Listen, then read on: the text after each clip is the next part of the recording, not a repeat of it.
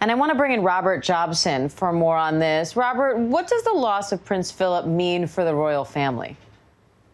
Oh, it's immense. The reality is, although the Queen is the head of state, Prince Philip was very much the head of the family. He was somebody that all members of the royal family would turn to in hours of need. He was, I think, a character actually that's been misjudged over the years. Somebody who I think was very empathetic with the problems faced by people such as the late Diana, Princess of Wales, and Sarah Ferguson when she entered the royal family and found it difficult. So I do think that he has been maligned over the years but I do believe that he's somebody that really did his duty. He was the liege man, as he swore to be in life and limb, to the Queen, and he is somebody that fulfilled that role with aplomb. I mean, his job really was to shine a light on his wife, his sovereign, and he did that with great dignity and was always able to sort of stay out of the limelight in that respect. And we heard James talk a little bit about his legacy. How do you expect him to be remembered? Well, I think actually when we reflect upon his passing, this is when we'll see exactly what he contributed.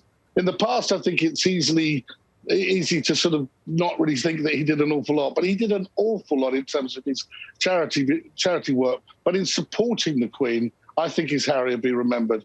He is somebody that really enabled her to reign with such dignity and class that she was able really to do her job with a bit of laughter too. He would be somebody who would make the Queen laugh, and I think that's half the battle when you've got such an important, serious job. And so what does this mean for the citizens there in the UK? What will the next few days and weeks look like there? Well, there will be a period of mourning, but of course this funeral will be very different because we're still under COVID restrictions here due to the coronavirus. And that will have an impact upon the way that the arrangements for the funeral will take place. They're currently with the Queen for signing off. There'll be no mass areas of people to gather. Even the formal announcement that's outside Buckingham Palace for a short while has been taken down to avoid crowds gathering. So it's going to be a very different funeral to the pomp and pageantry you would have seen in the US before. It's going to be quite low key. I think it'll be centered around Windsor Castle mainly, where the ceremony will take place, and there'll be a lot fewer people too. So yes, in that respect, it'd be sad. But the Duke of Edinburgh all his life was somebody who hated fuss. He absolutely loathed it. And in fact, when he was asked about becoming how is he going to celebrate his 100th birthday, he said he couldn't think of anything worse.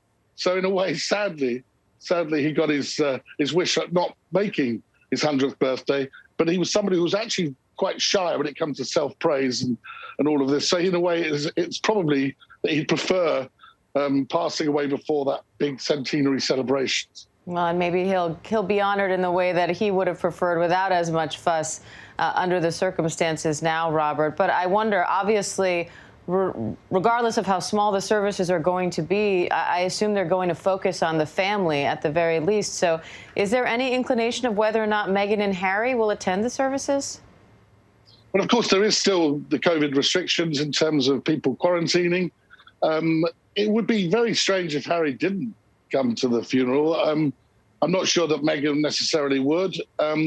We'll have to wait and see. But at this moment in time, we would expect it to be a much smaller funeral at St George's Chapel, the Gothic chapel within the walls of Windsor Castle. And so I would hope he would be able to get there. But of course, there are restrictions in flying and quarantine, etc., that would have to be they'd have to abide by. And the Queen and the royal family, from what we understand, are very keen that this ceremony will take place under the same restrictions that everybody else in the UK is having to abide by. All right, Robert Jobson, we appreciate the analysis. Thank you. My pleasure. Hi, everyone. George Stephanopoulos here. Thanks for checking out the ABC News YouTube channel. If you'd like to get more videos, show highlights, and watch live event coverage, click on the right over here to subscribe to our channel. And don't forget to download the ABC News app for breaking news alerts. Thanks for watching.